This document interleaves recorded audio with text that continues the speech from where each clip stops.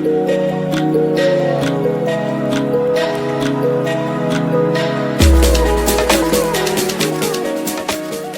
And welcome to replicating minds once again. आज की video में हम स्टार्ट करने जा रहे हैं जेनेटिक्स। ओके, तो this is the first video of genetics और आज की वीडियो आपके लिए बहुत इंपॉर्टेंट है। क्योंकि आज की वीडियो में हम बहुत ही बेसिक से स्टार्ट करेंगे। तो जिनको जेनेटिक्स थोड़ी टफ लगती है या जेनेटिक्स में कुछ ऐसे कंसेप्ट्स होते हैं जो बहुत कंफ्यूजिंग होते हैं, जैसे कि होमोलोगस क्रोमोसोम, होमियोलोगस क्रोमोसोम, क्रोमोसोम्स कैसे अरेंज्ड होते हैं, हैप्लॉइड, डिप्लॉइड, ये सारी चीज़ें और भी बहुत सारी चीज़ें जो कि आज के इस लेक्चर में हम डिस्कस करेंगे। तो इसलिए मैं कह रहा हूँ कि आज का लेक्चर आपके लिए बहुत इंपॉर्टेंट है, क्योंकि आगे आने वाले जितने भी जेनेटिक्स के लेक्चर हैं उन सब के लिए आज का ये लेक्चर एक बेस सेट करेगा। ओके, तो चलो स्टार्ट करते हैं हम जेनेटिक्स का लेक्चर। और आज के लेक्चर में आपको बहुत मजा आने वाला है। क्योंकि genetics is my favourite subject and I know कि आप में से बहुत सारे लोगों को जेनेटिक्स पसंद है, राइट। तो चलिए स्टार्ट करते हैं आज का ये लेक्चर। तो हम सबसे पहले इस जेनेटिक्स स्टार्ट करने से पहले थोड़ा बहुत इसके बैकग्राउंड के बारे में जानते हैं कि जेनेटिक्स क्या है, इस टर्म का मतलब क्या है। ओके, तो देखो यहां पर हम बात कर रहे हैं जेनेटिक्स की, राइट। तो सबसे पहले आपको ये समझना होगा कि जेनेटिक्स क्या है। So genetics is a branch of biology, है ना। इसमें हम मेनली 3 चीजों के बारे में स्टडी करते हैं और वो चीजें क्या क्या हैं। तो जेनेटिक्स में देखो हम क्या क्या स्टडी करते हैं। एक तो स्टडी करते हैं हेरेडिटी, राइट। हेरेडिटी को इनहेरिटेंस भी बोला जाता है, राइट। उसके बाद हम इसमें स्टडी करते हैं वेरिएशन। ओके, मैं अभी इन सब टर्म्स को एक एक करके अच्छे से एक्सप्लेन करूंगा, आपको समझाऊंगा। और यहां पर जो थर्ड पॉइंट है वो है एनवायरमेंटल फैक्टर्स, राइट। तो देखो सबसे पहले हम समझते हैं कि ये हेरिडिटी क्या होता है या इनहेरिटेंस क्या होता है। ओके, तो देखो हम सब अपने फादर मदर, अपने पेरेंट्स के जैसे दिखाई देते हैं, है ना, राइट। अगर आप किसी एनिमल को देखोगे, एलिफेंट को देखोगे, तो एलिफेंट के जो बेबी होते हैं वो बिल्कुल एग्जैक्टली एलिफेंट की तरह ही लगते हैं, है ना। कैट की जो ऑफस्प्रिंग होती है वो बिल्कुल कैट की तरह लगती है ना। ऐसा तो नहीं कि डॉग का जो बेबी है वो किसी और की तरह लगे, मतलब डॉग का बेबी हॉर्स की तरह दिखाई दे रहा है, ऐसा नहीं होता, है ना। तो जो ऑफस्प्रिंग होता है वो अपने पेरेंट्स से सिमिलैरिटी शो करता है, उसके जैसा ही दिखाई देता है। ऐसा क्यों होता है? क्योंकि क्या होता है कि पेरेंट्स से कुछ ट्रेड्स, है ना, कैरेक्टर्स ट्रांसफर होते हैं ऑफस्प्रिंग में, नेक्स्ट जनरेशन में, राइट। तो ये जो प्रोसेस होता है transfer of characters, transfer of traits from parents to offspring, from one generation to next generation, is known as heredity, या इसको बोल सकते हो इनहेरिटेंस। हम क्या करते हैं, इनहेरिट करते हैं कुछ ट्रेड्स को, कुछ कैरेक्टर्स को अपने माता पिता से, इसलिए हम उनके जैसे दिखाई देते हैं। That's why we are similar to our parents. तो ये तो हो गया हेरिडिटी, इनहेरिटेंस। लेकिन आप एक चीज और नोटिस करोगे कि हम एग्जैक्टली अपने पेरेंट्स की तरह दिखाई नहीं देते, है ना। समझ में आ रहा है? एग्जैक्टली नहीं दिखाई देते। बहुत हद तक हम उनसे सिमिलरिटी शो करते हैं, लेकिन एग्जैक्टली नहीं दिखाई देते उनकी जैसे, थोड़ा बहुत वेरिएशन आता है। तो यही है वेरिएशन। ओके, तो ये वेरिएशन क्यों आता है, इसके पीछे जो रीजन है वो है रिकॉम्बिनेशन। आपने पढ़ा होगा, हम आगे पढ़ेंगे। रिकॉम्बिनेशन मतलब अब आपने पढ़ा होगा कि जो ऑफस्प्रिंग होता है उसमें आधे कैरेक्टर्स मम्मी से आते हैं, आधा कैरेक्टर्स पापा से आते हैं। मतलब आधे जीन्स, आधे क्रोमोसोम्स, एक सेट में आधे क्रोमोसोम फादर से आता है और आधा क्रोमोसोम मदर से आता है। ओके, तो क्रोमोसोम जो आ रहे हैं दोनों पेरेंट्स से, बिल्कुल एक जैसे रहे, लेकिन जब दोनों आ रहे हैं तो उनके बीच में रिकॉम्बिनेशन हो रहा है। ओके, तो ये जो प्रोसेस ऑफ रिकॉम्बिनेशन है, इसके लिए एक अलग स्पेसिफिक लेक्चर होगा। बस यहाँ पर आपको ये समझना है कि रिकॉम्बिनेशन की वजह से क्या होता है, वेरिएशन होता है। ओके, तो थोड़ा थोड़ा आप दिखते हैं अपने मम्मी पापा के जैसे, लेकिन उनसे अलग भी दिखते हैं। तो ये जो हेरिडिटी, इनहेरिटेंस है, वेरिएशन है, इसकी स्टडी करते हैं हम जेनेटिक्स में। और तीसरा जो पॉइंट है वो है एनवायरमेंटल फैक्टर्स, है ना। जहां पर आप रहते हैं, जिस एनवायरमेंट में आप रहते हैं, उसका भी आपकी फिजियोलॉजी पे असर पड़ता है है ना, आपके कलर पे, आपकी बॉडी साइज पे, आपकी बॉडी शेप पे, आपकी बॉडी की हाइट पे, इन सब पे किसका फर्क पड़ता है? एनवायरमेंटल फैक्टर्स का, जिस कंडीशन में, जिस एनवायरमेंट में आप रह रहे हो। ओके, तो हम जेनेटिक्स में मेनली ये 3 चीजें ही स्टडी करते हैं, हेरिडिटी और वेरिएशन, हेरिडिटी और inheritance, second variation and third the environmental factors. Okay, इसके बाद अब देखो, अब जो जेनेटिक्स जो हम पढ़ते हैं ना, उसमें हम 3 तरीके के जेनेटिक्स को पढ़ते हैं, मतलब जेनेटिक्स में भी अलग अलग क्लासेस हैं। ओके, तो जो इसमें देखते हैं कौन कौन सी क्लासेस हैं। तो genetics is divided into 3 different categories, या बोल सकते हो क्लास। कौन कौन सा है? तो जो पहला हम पढ़ेंगे वो है क्लासिकल जेनेटिक्स। ओके, उसके बाद जो हम पढ़ेंगे वो है मॉलिक्यूलर जेनेटिक्स। ओके, और जो थर्ड है कैटेगरी वो है क्या? इवोल्यूशनरी जेनेटिक्स के बारे में, राइट? तो अब सवाल ये उठता है कि what is classical genetics, what is molecular genetics and what is evolutionary genetics. तो जो क्लासिकल जेनेटिक्स है, इसमें हम पढ़ते हैं मेंडेलियन जेनेटिक्स को। क्या पढ़ते हैं? मेंडेलियन जेनेटिक्स को। ओके, फिर इसमें हम पढ़ते हैं सेक्स लिंकेज को। ओके, और पढ़ते हैं हम इसमें सेक्स डिटर्मिनेशन। तो ये चीजें हम डिस्कस करेंगे क्लासिकल जेनेटिक्स में, राइट? मॉलिक्यूलर जेनेटिक्स में हम पढ़ते हैं स्ट्रक्चर ऑफ जेनेटिक मटेरियल, है ना? आपको पता है कि जेनेटिक मटेरियल क्या होता है? डीएनए होता है ना? तो डीएनए होता है या आरएनए होता है, डिपेंड करता है कौन सी स्पीसीज की बात कर रहे हैं, है ना? कुछ वायरसेस होता है उसमें आरएनए होता है, मेनली डीएनए होता है मोस्ट ऑफ द स्पीसीज में, बट हम वहां पर अभी नहीं जाएंगे। यहाँ पर हम बात कर रहे हैं जेनेटिक मटेरियल का स्ट्रक्चर, है ना? तो जितने भी यूकैरियोट्स होते हैं उनमें डीएनए होता है जेनेटिक मटेरियल, राइट? तो हम डीएनए का स्ट्रक्चर पढ़ते हैं, फिर यहाँ पर पढ़ते हैं कि कैसे डीएनए एक्सप्रेस होता है सेल में, and what is the final product of your genetic material. तो क्या होता है final product? That is protein. Okay, तो यहां पर हम पढ़ेंगे रेप्लिकेशन। ओके, यहां पर हम पढ़ेंगे ट्रांसक्रिप्शन, राइट? और फिर हम यहां पढ़ते हैं ट्रांसलेशन। ये सारी चीजें हम पढ़ते हैं मॉलिक्यूलर जेनेटिक्स में। फिर आता है कि इवोल्यूशनरी जेनेटिक्स क्या होता है। तो यहां पर हम पढ़ते हैं पॉपुलेशन जेनेटिक्स। क्या पढ़ते हैं? इवोल्यूशन वाला रोको।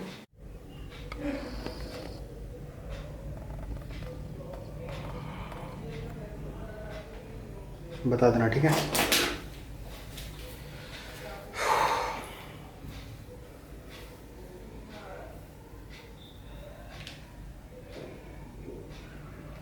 ठीक है, ओके। तो जो थर्ड कैटेगरी है वो है इवोल्यूशनरी जेनेटिक्स। इसमें हम जो डिस्कस करते हैं वो है mainly population genetics. Okay, population genetics में हम पढ़ते हैं कि किस तरीके से इवोल्यूशनरी चेंजेस आए हैं ड्यूरिंग द इवोल्यूशन। ओके, तो इसकी हम डिटेल में बात करेंगे जब हम डिस्कस करेंगे पॉपुलेशन जेनेटिक्स में। फिलहाल आज का जो लेक्चर हम शुरू कर रहे हैं वो है पूरा क्लासिकल जेनेटिक्स। ओके, तो क्लासिकल जेनेटिक्स से हम शुरू करेंगे जिसमें हम पढ़ेंगे मेंडेलियन जेनेटिक्स के बारे में सबसे पहले। लेकिन इस वीडियो में हम डायरेक्टली मेंडेलियन जेनेटिक्स शुरू नहीं करेंगे। क्यों? क्योंकि जेनेटिक्स शुरू करने से पहले ऐसे बहुत सारे इंपॉर्टेंट कंसेप्ट्स हैं जिसके बिना हम ये शुरू नहीं कर सकते, वो समझना बेहद जरूरी है। ओके, तो वही सारी चीजें हम आज के लेक्चर में डिस्कस करेंगे। तो सबसे पहले शुरू हम करेंगे एक सिंगल सेल से।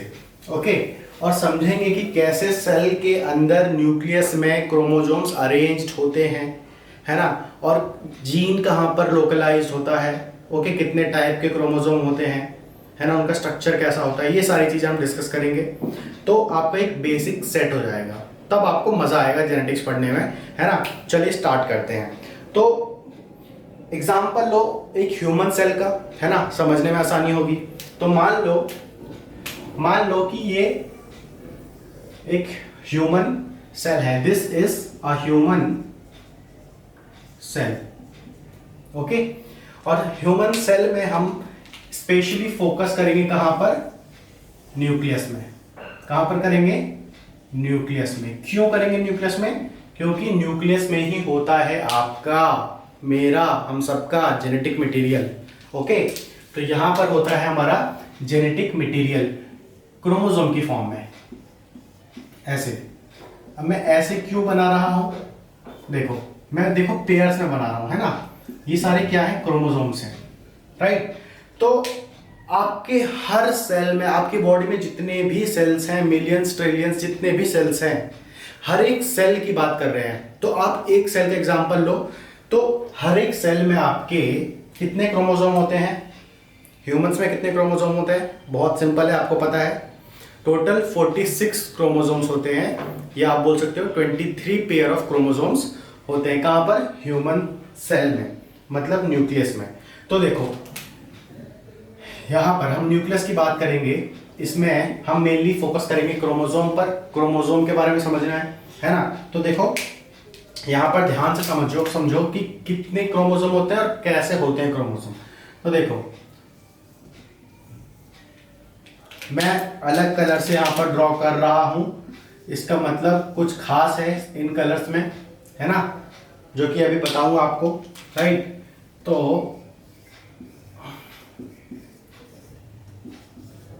देखो कितने क्रोमोसोम्स होते हैं ह्यूमंस में? 23 पेयर्स, है ना। तो हम 23 पेयर्स क्रोमोसोम बनाएंगे ताकि आपको कोई भी कंफ्यूजन ना रहे, राइट। तो ये मान लो कि ये है पेयर 1, ये है पेयर 2, ये है पेयर 3, ये है पेयर नंबर 4, और ऐसे ही करते करते हम जाएंगे कहां तक? पेयर नंबर 23 नहीं, पेयर नंबर 22 तक। इसके पीछे भी एक इंटरेस्टिंग फैक्ट है कि पेयर नंबर 22 की क्यों बात कर रहे हैं, है ना। पेयर नंबर 22 तक जाएंगे तो यहां पर भी देखो, एक ग्रीन क्रोमोसोम और एक आ गया आपका रेड क्रोमोसोम। ओके, तो देखो, एक पेयर में 2 क्रोमोसोम दिखाई दे रहे हैं, राइट। और हम यहां पर बात कर रहे हैं कि देयर आर 22 पेयर्स। तो 22 पेयर्स में कितने क्रोमोसोम हो गए? 44 क्रोमोसोम। ओके, तो इतने यहां से लेकर यहां तक टोटल हो गए आपके 44 क्रोमोसोम्स। इस कंसेप्ट को बहुत ध्यान से समझना, ये बहुत ही इंपॉर्टेंट कंसेप्ट है। सब जगह पर आप कितनी भी जेनेटिक्स की बुक पढ़ लो, आपको एक बार में कहीं पर भी समझ में नहीं आएगा। ओके, तो ये वीडियो आपके लिए बहुत इंपॉर्टेंट है, ध्यान से समझना। 44 क्रोमोसोम हो गए, लेकिन हमने बात की कि एक सेल के अंदर कितने क्रोमोसोम्स होते हैं? 46। तो 2 क्रोमोसोम्स और ऐड करने होंगे, है ना। तो देखो ध्यान से, यहाँ पर जो 46 मतलब जो 45th और 46 क्रोमोसोम है वो कैसे होते हैं? वो आपके होंगे कुछ इस तरीके से। देखो,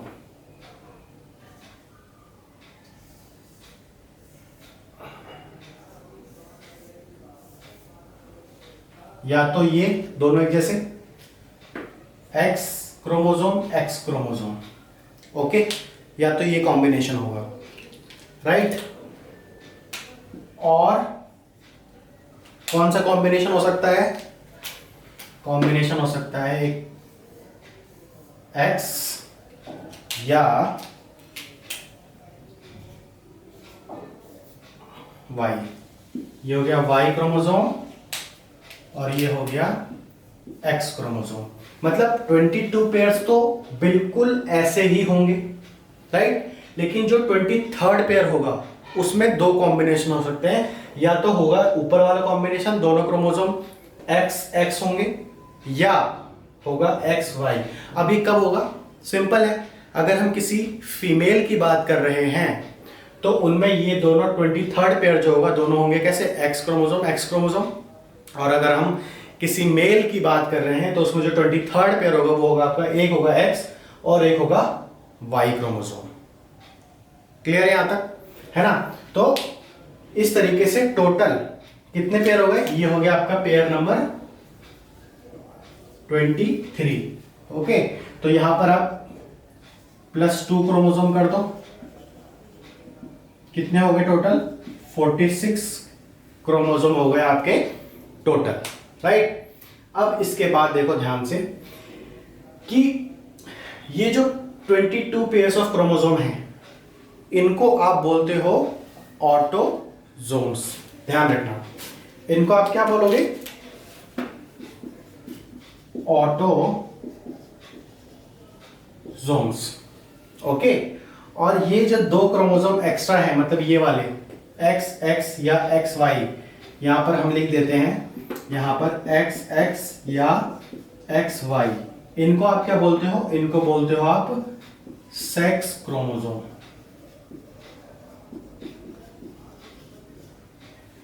क्या बोलते हो? सेक्स क्रोमोसोम, या इनका दूसरा नाम भी होता है, वो होता है एलोजोम्स। यहां तक क्लियर है ना? इसके बाद अब देखो ध्यान से, यहां तक तो आपको समझ में आया कि हर सेल में 23 पेयर ऑफ क्रोमोसोम होते हैं, राइट। 23 पेयर का मतलब 46 क्रोमोसोम होते हैं, समझ में आया तक? 23 पेयर्स में से 22 पेयर्स जो होते हैं वो होते हैं ऑटोजोम्स, और जो 23rd पेयर होता है वो होते हैं सेक्स क्रोमोसोम। वो या तो XX होगा कब, जब फीमेल होगी, या वो होगा XY जब मेल होगा। तो इन सेक्स क्रोमोसोम्स की वजह से ही जेंडर डिसाइड होता है, वो इंडिविजुअल मेल है या फीमेल। ओके, और ये जो सेट है क्रोमोसोम का, ये आपकी बॉडी के हर एक सेल में ये सेम सेट होता है क्रोमोसोम का। ओके, अब डिपेंड करता है कि आपकी बॉडी का कौन सा सेल है। अब जैसे न्यूरॉन सेल है और मान लो दूसरा मसल सेल है ना, तो वो मसल सेल क्यों है और ये न्यूरॉन सेल क्यों है? अगर दोनों ही सेल्स में सेम सेट ऑफ जीन्स हैं, तो इसका रीजन होता है डिफरेंशियल जीन एक्सप्रेशन, जिसकी बात हम कभी और करेंगे। क्या होता है कि मसल सेल में कोई और जीन एक्सप्रेस करते हैं, मान लो कि इस पे यहां पर जीन्स प्रेजेंट होते हैं, आपको पता है क्रोमोसोम्स पर जीन 1 2 3 4 5 इस तरीके से जीन्स अरेंज होते हैं, है ना। तो अलग अलग सेल्स में क्या होता है कि अलग अलग टाइप के जीन्स एक्सप्रेस होते हैं। किसी में 1 वाला एक्सप्रेस करेगा, मसल सेल्स में मान लो 1 वाला कर रहा है और 5 वाला एक्सप्रेस कर रहा है, और ये नहीं कर रहे, 2 3 4 नहीं कर रहे, इसकी वजह से वो मसल सेल की तरह बिहेव कर रहा है, राइट। न्यूरॉन सेल्स में 1 और 5 नहीं कर रहे, सिर्फ 3 वाला कर रहा है। एग्जाम्पल दे रहा मैं आपको। तो अलग अलग सेल में अलग अलग जीन्स एक्सप्रेस करते हैं, इसको बोलते हैं डिफरेंशियल जीन एक्सप्रेशन। इसकी वजह से हमारी बॉडी की जो सेल्स होते हैं वो अलग अलग तरीके से बिहेव करते हैं, इसलिए हम उनको अलग अलग डिफरेंशिएट, अलग अलग क्लासीफाई करते हैं। वो चीज अलग है, वो कंसेप्ट अलग है, राइट। अब देखो यहां पर इसके बाद हम जो अब समझने जा रहे हैं वो बहुत इंपॉर्टेंट है। जो क्रोमोसोम्स है ना, उसको हम पढ़ेंगे, उसको हम डिवाइड करेंगे 2 इंपॉर्टेंट क्लासेस में, है ना। तो देखो, एक हम यहां पर पढ़ेंगे कि एक होता है आपका होमोलोगस क्रोमोसोम, ओके। एक तो हम ये पढ़ेंगे होमोलोगस क्रोमोसोम, ओके, और दूसरा पढ़ेंगे हम होमियोलोगस क्रोमोसोम। ये चीज हम पढ़ेंगे, राइट। जो क्रोमोसोम्स हैं, क्रोमोसोम्स, उनको हम 2 कैटेगरीज में डिवाइड कर रहे हैं, ओके। एक तो हम पढ़ेंगे होमोलोगस क्रोमोसोम, और एक हम पढ़ेंगे होमियोलोगस क्रोमोसोम, राइट। यहां पर ये जो 22 पेयर्स हैं, ओके, इसमें देखो ध्यान से कि आपको जो 2 कलर मैंने बताए थे, एक ग्रीन और एक रेड, एक ग्रीन और एक रेड, एक ग्रीन और एक रेड, तो इसका मतलब कि इस पेयर में एक क्रोमोसोम आता है आपके फादर से और एक क्रोमोसोम आता है आपकी मदर से। इस पेयर में, इसमें भी एक क्रोमोसोम आया आपके फादर से और एक क्रोमोसोम आया आपके मदर से। सारे ही 23 पेयर्स अगर आप देखोगे, हर पेयर में एक क्रोमोसोम फादर से, एक क्रोमोसोम मदर से। अगर इसमें भी देखोगे सेक्स क्रोमोसोम में एक एक्स क्रोमोसोम आया है आपकी मदर से और एक एक्स क्रोमोसोम आता है आपके फादर से, राइट। आपको भी पता है कि अगर फादर से एक्स क्रोमोसोम आता है तो वो फीमेल होती है ऑफस्प्रिंग, और अगर फादर से वाई क्रोमोसोम आता है तो वो ऑफस्प्रिंग मेल होता है। ये कंसेप्ट आपको क्लियर है, राइट। तो मेरे कहने का मतलब ये है कि half set of chromosomes comes from the father and half set of chromosome comes from the mother. Okay, तो यहां पर समझो कि अगर हम हर एक सेल की बात करें, ईच सेल में देखो हम बोल रहे हैं कि there are 2 sets of chromosome. Okay, 2 sets of chromosome, और जिसमें से हम बोल रहे हैं कि 1 सेट, एक सेट जो आता है उसमें कितने क्रोमोसोम्स होते हैं? 23 क्रोमोसोम। ओके, और दूसरा सेट, 1 सेट ये और 1 सेट ये, इसमें भी 23 क्रोमोसोम्स होते हैं। ओके, 1 सेट प्लस 1 सेट कितने हो गए? 2 सेट्स। और 1 सेट कहां से आता है आपके? It comes from the father and it comes from the mother. समझ रहे हो, है ना? एक सेट में 23 क्रोमोसोम्स फादर से आते हैं और दूसरा सेट मदर से आता है, राइट। और टोटल हो गए आपके 46। अब देखो यहां पर कि ये जो क्रोमोसोम फादर से आया है और ये जो क्रोमोसोम मदर से आए हैं, ये दोनों क्रोमोसोम्स एक दूसरे के होमोलोगस होते हैं। ये पूरे हम इनकी बात कर रहे हैं, पेयर 1 से लेकर पेयर 22 तक, अभी 23rd पेयर की बात नहीं कर रहे हैं। ओके, हम बात कर रहे हैं कि होमोलोगस क्रोमोसोम्स की। होमोलोगस क्रोमोसोम्स कौन से होते हैं? तो देखो यहां पर ध्यान से कि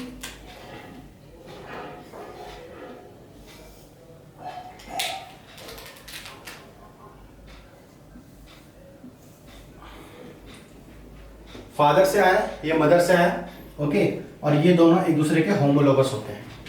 अब देखो ध्यान से, कहीं कहीं पर तो आप ऐसा स्ट्रक्चर देखते हो क्रोमोसोम का, है ना? कहीं कहीं पर आप ऐसा स्ट्रक्चर देखते हो, कहीं कहीं पर आप देखते हो कि क्रोमोसोम का स्ट्रक्चर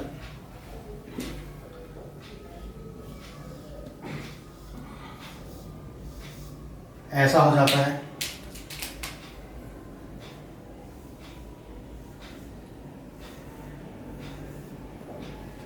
है ना?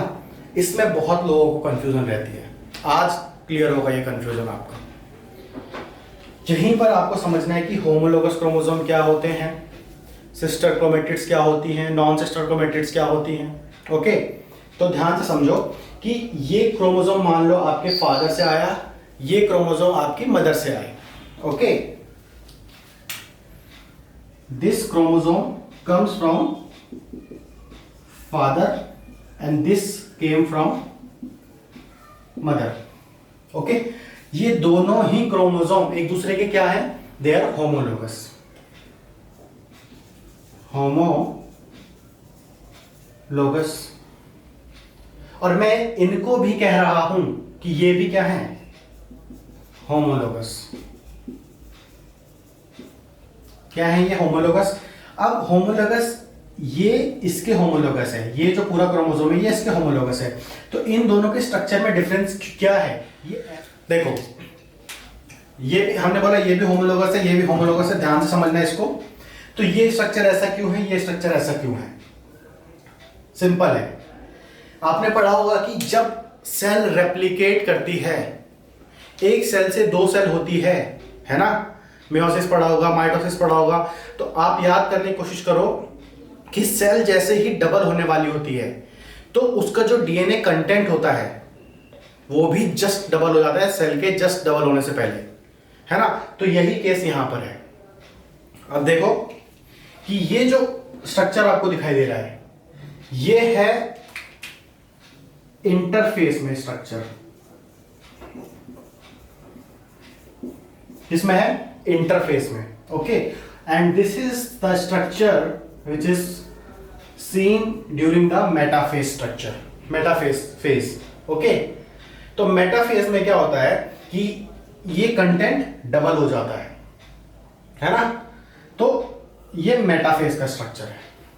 अब देखो ध्यान से, ये क्या है आपका होमोलोगस क्रोमोसोम, ये होमोलोगस है इसके, ये होमोलोगस है इसके, मतलब ये वाला जो क्रोमोसोम था रेड वाला, ये आपके फादर से आया था, ये मदर से। अब कंटेंट सेल रेप्लिकेट करने वाला था, उससे पहले क्या हुआ कि ये डबल हो गया।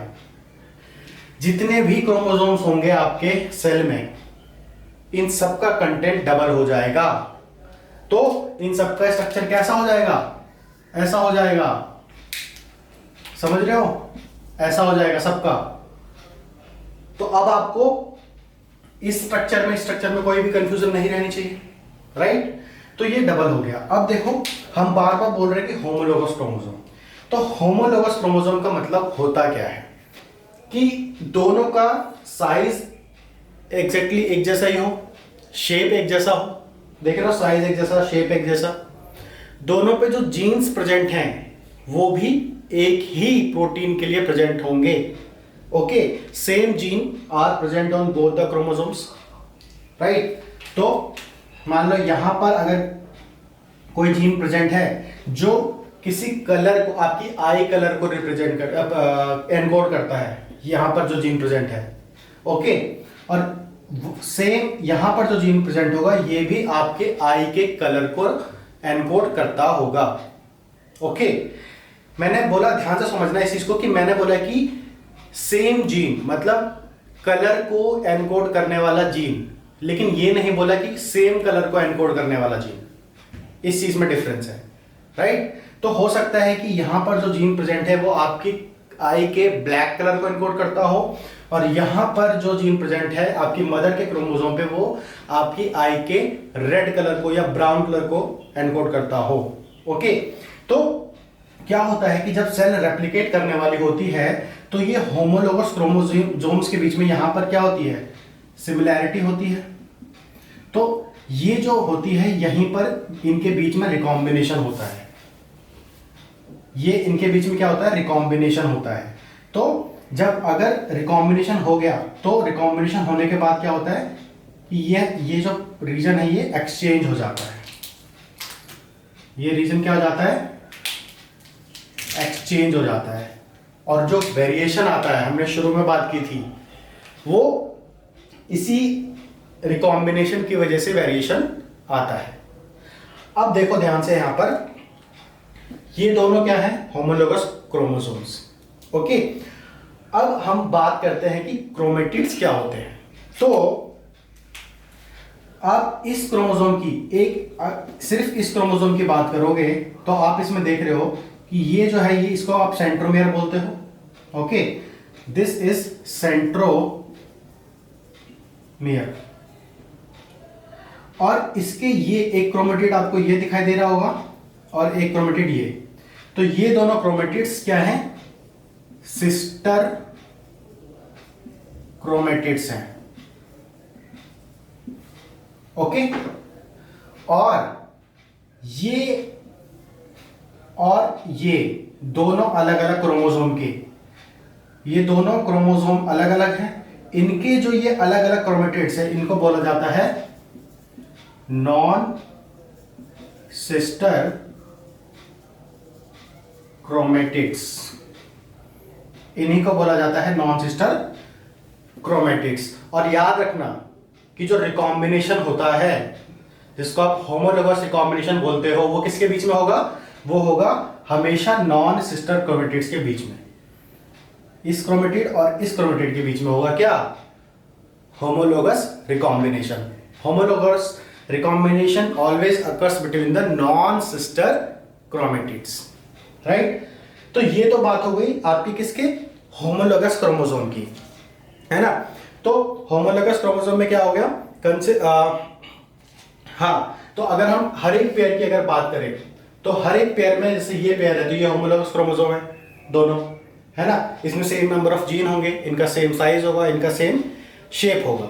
ओके, तो होमोलोगस क्रोमोसोम आपको समझ में आ चुका है। अब हम बात करेंगे होमियोलोगस क्रोमोसोम्स की, राइट। तो ये होमियोलोगस क्रोमोसोम्स क्या होते हैं, हमने होमोलोगस क्रोमोसोम में क्या बोला कि दोनों क्रोमोसोम का शेप साइज बिल्कुल एक जैसा होगा, है ना, और क्योंकि उनका साइज और शेप एक जैसा है तो they contain same number of gene. Okay, यहां तक बात क्लियर है। अब हम बात करें होमियोलोगस क्रोमोसोम की।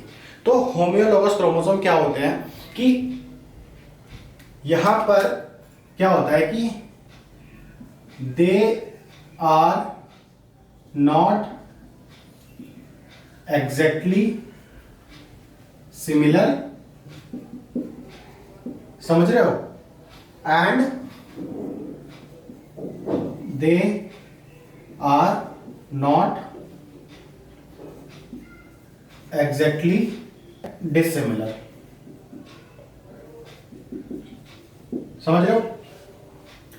होमियोलोगस क्रोमोसोम के बीच में क्या होता है कि कुछ रीजन तो सिमिलर होता है और कुछ रीजन सिमिलर नहीं होता। तो यहां पर आप बोल सकते हो कि they are partially homologous, partially homologous. तो अब ऐसे कौन से क्रोमोसोम्स होते हैं जो पार्शियली होमोलोगस होते हैं, ये जिनको आप होमियोलोगस क्रोमोसोम बोल सकते हो। तो उसका एग्जांपल सिर्फ एक ही है और वो है आपका ये वाला पेयर। जब एक पेयर में x और y हो, उस पेयर को बोल दोगे आप क्या, होमियोलोगस क्रोमोसोम्स। याद रखना, इस पेयर को भी आप होमियोलोगस क्रोमोसोम नहीं बोल सकते। क्यों? क्योंकि इसमें दोनों क्रोमोसोम्स कौन से हैं, x, ये भी x है, ये भी x है। तो ये वाला जो पेयर है वो भी कैसा है, होमोलोगस क्रोमोसोम्स। कैसा है ये भी कैसा है, होमोलोगस। लेकिन इसकी बात आप करोगे जब आप बात करोगे होमियोलोगस क्रोमोसोम की, समझ रहे हो इस चीज को। अब होमियोलोगस क्रोमोसोम के बारे में आपको कुछ बातें याद रखनी है जो बहुत ही इंपॉर्टेंट है। तो वो क्या है, यहां पर समझो। हमने बात की एक्स क्रोमोसोम और वाई क्रोमोसोम की, राइट। देखो, ये है आपका एक्स क्रोमोसोम, ओके, और ये है आपका वाई क्रोमोसोम। पहली बात तो यहां पर आपको याद रखनी कि Y chromosome is always smaller in size as compare to the X chromosome. ये बात आपको याद रखनी है, वाई क्रोमोसोम हमेशा छोटा होता है साइज में, राइट। देखो, ये हो गया वाई क्रोमोसोम और ये होता है एक्स क्रोमोसोम, राइट। अब हमने बोला कि ये एग्जैक्टली सिमिलर नहीं है और डिसिमिलर भी नहीं है, they are partially homologous to each other. तो वो कैसे होता है, तो ध्यान रखना, इसमें दो रीजन होते हैं। देखो, ये वाला जो ऊपर का जो रीजन आप देख रहे हो, इतना रीजन इसका और इतना रीजन ये जो रीजन होता है ये, ओके, और नीचे का जो ये रीजन होता है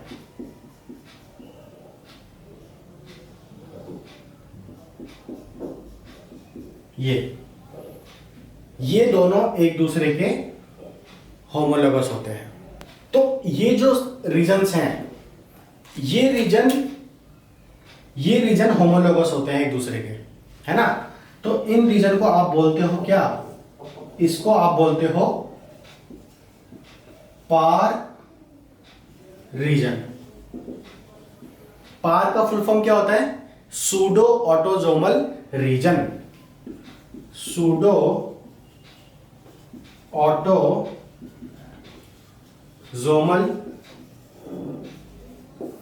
रीजन, ओके। और वैसे ही इधर से ये, ओके। तो ये हो गए पार रीजन जिनके बीच में क्रॉसिंग ओवर होती है। सिर्फ इतना ही रीजन एक दूसरे के होमोलोगस होता है, वाई का ये और एक्स का ये, तो इसको बोलते हैं पार रीजन। अब बात आई कि इसमें जो ये वाला जो रीजन आप देख रहे हो पोर्शन, ये वाला इतना, ये क्या होता है कि दोनों में ही अलग होता है, ये दोनों में ही अलग होता है ना। तो इसको आप बोलोगे क्या, इसको आप बोलोगे डिफरेंशियल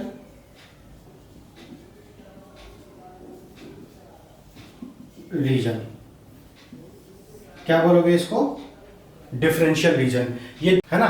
तो इसमें ये वाला जो रीजन है, ये दोनों एक दूसरे के सिमिलर नहीं होते, ये अलग अलग होते हैं। They contain different, entirely different. This region of X chromosome and this region of Y chromosome contains entirely different genes. That's why we call it differential region. And this particular region which we have written here, par region, that is pseudo autosomal region, contains same number of gene and same type of gene. That's why the crossing over is possible here. यहाँ पर crossing over होती है. Okay तो अब आपको पार reason के बारे में कुछ बातें ध्यान रखनी है. अगर हम पार रीजन की बात करें तो आप यहाँ पर लिख लीजिए अपने नोटबुक में कि this region is common in X and Y. यहां तक समझ में है. उसके बाद it is required for pairing during the meiosis. Meiosis के टाइम पे आपको पता है कि होमोलोगस रिकॉम्बिनेशन होता है, तो यहां पर पेयरिंग होती है इस रीजन में. PAR region is required for the pairing during the meiosis. Third point इसमें आप लिखेंगे crossing over is allowed due to homology, क्योंकि इन दोनों रीजन के बीच में होमोलॉगी होती है. PAR region of X and PAR region of Y has homologous region. That's why the homologous recombination can occur between these two regions of X and Y chromosome, right? तो ये points थे किसके बारे में? PAR region of X and Y. उसके बाद जो differential reason है ये वाला, तो देखो ये जो डिफरेंशियल रीजन है, X क्रोमोसोम में जो डिफरेंशियल रीजन है और Y क्रोमोसोम में जो डिफरेंशियल रीजन है, इसके बारे में एक इंपॉर्टेंट चीज आपको जाननी होगी. तो जब हम बात करेंगे एक्स क्रोमोसोम के डिफरेंशियल रीजन की, एक्स क्रोमोसोम के डिफरेंशियल रीजन की, इसकी, तो यहाँ पर कौन से जीन्स होंगे जो कि एक्स क्रोमोसोम पे होंगे? तो इनको आप बोलोगे x linked genes. Okay, x linked genes, right. और जो वाई क्रोमोसोम पे होंगे यहाँ पर, इनको आप बोलोगे वाई लिंक्ड जीन्स. ओके, इन वाई लिंक्ड जीन्स का एक और नाम होता है जिसको आप बोलते हैं हॉलेंड्रिक जीन्स. हॉलेंड्रिक जीन्स. ओके, इनको आप हॉलेंड्रिक जीन्स भी बोलते हो. तो ये जो एक्स लिंक जीन्स होते हैं, ये जो वाई लिंक जीन्स होते हैं, यही डिटरमाइन करते हैं जेंडर को, यही डिटरमाइन करते हैं सेक्स को, मेल होगा या फीमेल. इसलिए इनको सेक्स लिंक जीन्स भी बोला जाता है, राइट. तो ये सारी चीज़ें थी होमोलोगस क्रोमोसोम के बारे में, होमोलोगस क्रोमोसोम के बारे में. तो आई होप आपको ये सारी चीज़ें क्लियर होंगी. इसके बाद अब आपको, क्योंकि सेल के अंदर किस तरीके से क्रोमोसोम्स होते हैं, कितने पेयर्स ऑफ क्रोमोसोम होते हैं, है ना, और क्रोमेटिड्स का मतलब क्या होता है, ये सारी चीज़ें क्लियर हो चुकी हैं. तो अब जो थोड़ा सा पोर्शन हमने पीछे छोड़ दिया था उसको जल्दी से कवर कर लेते हैं. तो कौन सी बात हमने अधूरी छोड़ी थी? तो हम थे यहाँ पर, और क्रोमोसोम जब मैं डिस्कस कर रहा था स्टार्टिंग में, जब मैंने 23 पेयर ऑफ क्रोमोसोम्स को डिस्कस किया, तो हम यहाँ से डायरेक्टली वहाँ चले गए थे. लेकिन अब यहाँ पर आपको वापस लेके आता हूँ, है ना, क्योंकि यहाँ पर हमें कुछ बेसिक्स समझने हैं, राइट. तो देखिए, जो न्यूक्लियस में जो जेनेटिक मटेरियल होता है वो होता है आपका in the form of chromatin.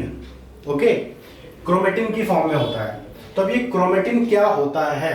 तो क्रोमेटिन होता है, याद रखना आप हमेशा, डीएनए प्लस प्रोटीन.